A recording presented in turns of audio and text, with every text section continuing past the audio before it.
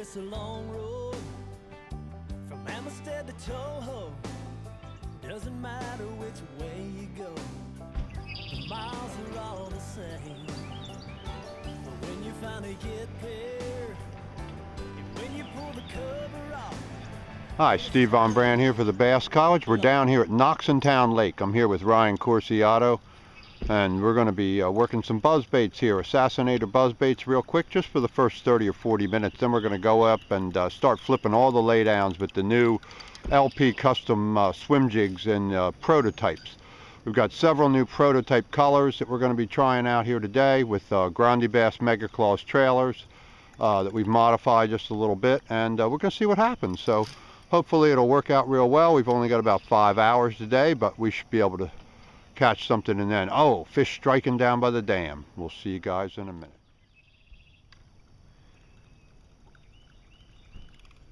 This is the new iRod Air series, and we're going to be trying that out today. This is the IRA 7046. It's in the heavy action. It's just so light. It has micro guides, really nice. The iRod series are just beautiful rods, matched with that Shimano Corrado in the 7-to-1 with Sunline FX2 braid in 60-pound test.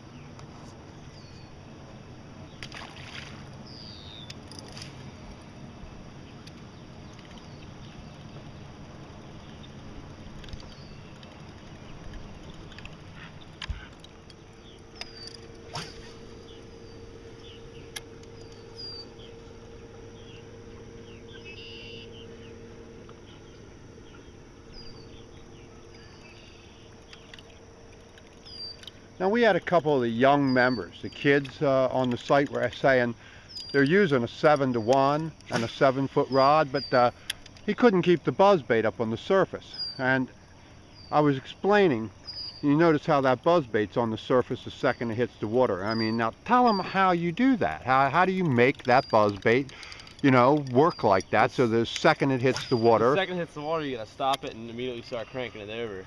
So you're stopping. You're stopping that with your thumb. With your thumb, you have to thumb it all the way down, and then when it's about to hit the water, you want to just initiate. Right. You want it to be moving immediately. Now you're lifting up like the rod tip too at the same time, aren't you?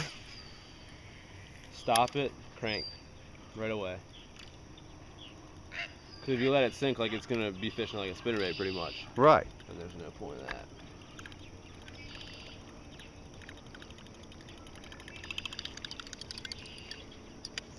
See that strike up there?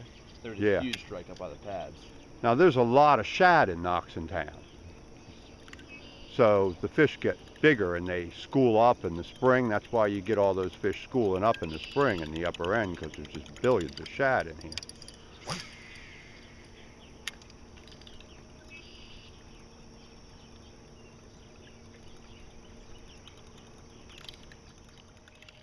Now, what do you have on, a Spro popping frog? Yep. Okay. Tell them the advantage of that Spro popping frog. I mean, you can still fish it just like the other. I don't see a reason to really throw a regular Spro frog anymore, because you can still fish this one however you want, but you can pause it longer. You can pop it in one spot without really moving it too far. You can pop it on top of the mats. It's a lot more effective, in my opinion. And I think it's one of the few frogs that you can throw on top of the mats in the Potomac and yet make it sit still and pop. Yep. Because with any other frog, it's going to slide over there and not make too much commotion. You want to have something that's going to make the noise, because those mats are thick.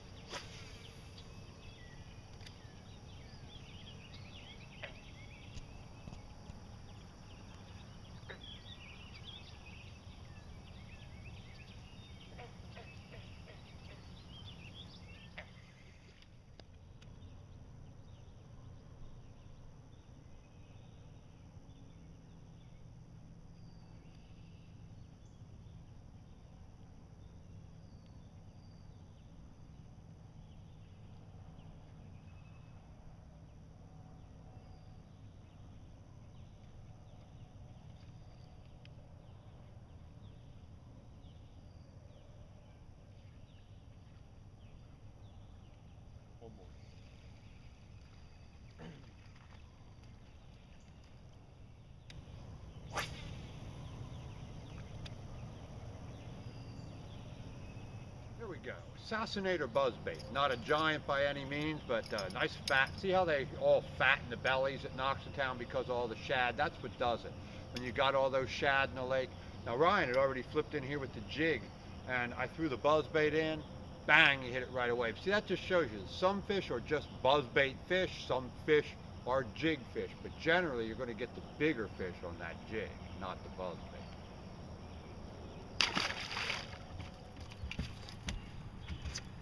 There you go, there's the first one on the jig. I've had one other hit, flipping right up here by that log that's laid down. She hit it twice. First time I missed her, second time she ran me all the way into the boat. It was like a vertical hook set. But they're picking it up, you can barely feel them. They're just hardly touching it. Not a bad fish though. Same show them how that jig's set up. Same jig I was using at Red Mill. It's a bluegill colored dirty jig, 1/2 ounce, with the Bama bug mega claws on the back. Right. Slipping into the laydowns. Now show them that reel you're using. Tell them about the rod and the line. That's a Shimano Castaic. That's a flipping and pitching reel. It's got the flipping bar on it. The rod's a Legend Tournament. 7.3 extra heavy. And what kind of line? That's sun line. What pound test is that? 25 pound fluorocarbon. All right.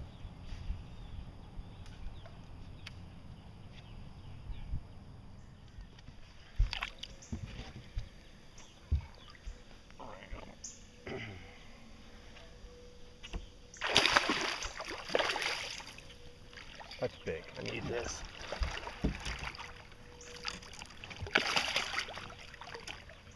Oh my God, I need that.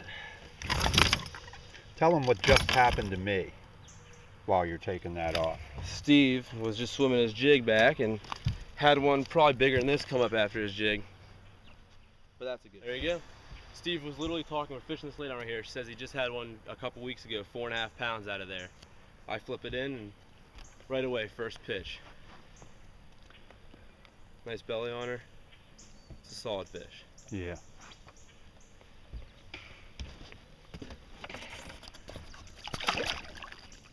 Oh yeah. Okay. Oh yes. God, right out of the next laydown, man. Look at this. Decent, buddy. Oh yes. Oh yeah, on the new iRod. Oh, this is the new iRod Air. Oh yeah, man, that makes you feel so good because I lost that one up in the upper end. It was bigger than this even, wasn't it, Ryan?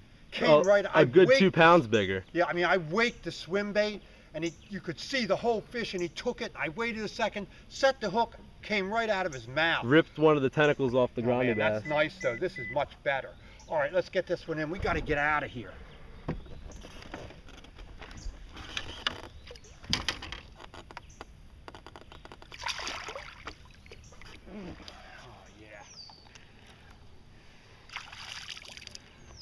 On our way back in, and we were just talking about this laydown, and we said, let's flip this laydown because I said I caught one here on a buzzbait and a Senko. Ryan says, yeah, I caught one here too. Yeah, I said I caught one on a Senko. He says, yeah, me too. So we threw into that laydown, bang. Catching these on LP custom jigs right now. We were using the dirty jigs earlier, and I've been using the LP custom swim jig. I'm using 2 new prototype colors with the Grandy Bass Mega Claws. That's what we caught both the really big fish on, and then that one just now, right here. We're just a little ways down from the launching ramp here at Noxontown Lake in Middletown, Delaware. Steve Von Brandt and Ryan Corsiato here for the Bass College. We got about 10 minutes left. We got a good limit now. 86 degrees, water temperature is 82.5 to 83.6, semi-clear to stained. Some of the upper end spots are muddy, but the rest of it's pretty decent, real healthy looking water quality, nice looking fish, filled with shad, big bellies. We'll see you in a minute. Okay, we got to get out of here. That wasn't too bad for 4.5 hours. We threw those LP custom swim jigs, the prototypes, nailed 2 giant bass here at Noxontown. We had some big blow-ups on frogs that just didn't get it. And then I missed one that had to be a good 6, I'd say, probably 7 in reality, but at least 6. And then we had a couple of those small ones. I don't know, what were they, a pound? I don't even remember at this point, 1.5 pounds and things like that. And so it was a pretty good day. We're going to get out of here. Next time we see you, we'll probably be somewhere down maybe at Millsboro, something like that. Maybe on Sunday or Red Mill. Hard to tell right now. And then next week is the Bassmaster tournament. So we got to get on out of here. So until next time, this is Steve Von Brandt for the Bass College down here at Noxontown Lake with Ryan Corsiato, and we'll see you down on the water.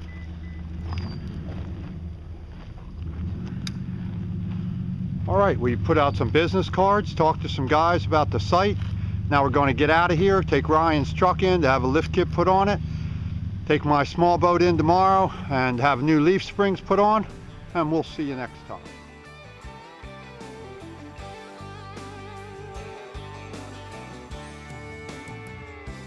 Brother, it's a long road from Amistad to Toho. Doesn't matter which way you go, the miles are all the same.